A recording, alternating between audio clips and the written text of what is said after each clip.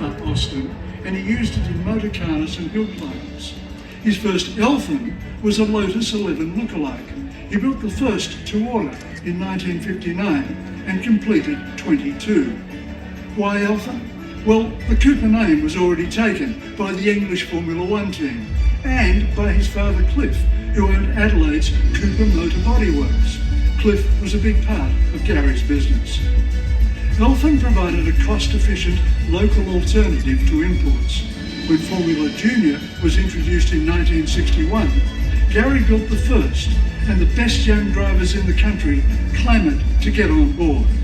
Garrie Cooper pioneered regional racing, winning the 1968 Singapore Grand Prix in his Elfin 600, and he simultaneously raised a family.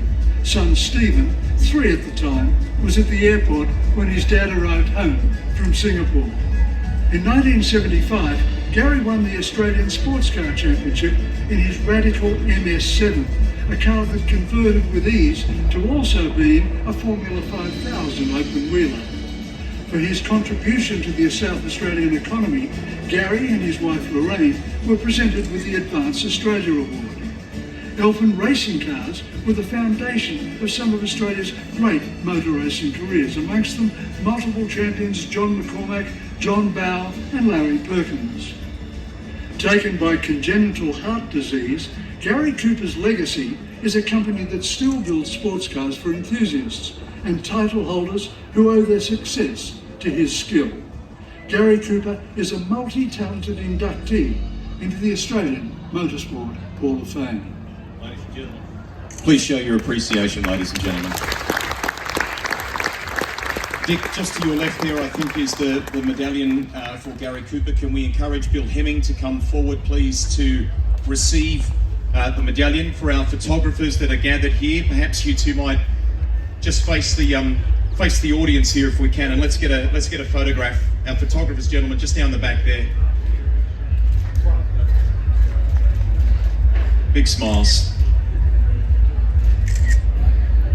Bill, can we ask you to come and say a few words, please? Wonderful that you could collect that on Garrie's behalf. We do wonder, I think, today, what could have been, but there is a very wonderful legacy, isn't there? Absolutely, Greg. Yeah, his son and daughter were supposed to be here today, but for health reasons couldn't make it.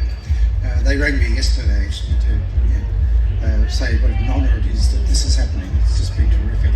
There is a book that's being written, or has been written, I think, about Garrie in more recent times, isn't there? So. Yep. It's a 700-page, 5-year labour of love, but had to do something to honour him. Very fitting that we have in front of us here with the audience today 3 great examples of the Elfin, the Mono. Our thanks to, I think, James and Ron Lambert, who are here, who've assisted in bringing that here to the GP this weekend, to Laurie Bennett for the Elfin 600, and a little shout out there to the Young Timers Garage, owned by Sean Baker, who I think's assisted there as well, and one I guess that's close to your heart, the Elfin Formula 5000, the MR8. Absolutely, yeah.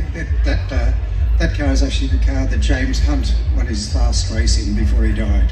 He only came to Australia once and won a race at Winton back in 79. Tremendous. It's great to have them here, to importantly to recognise what Garrie did, and I guess to remember what great Aussie innovators around motor racing are capable of.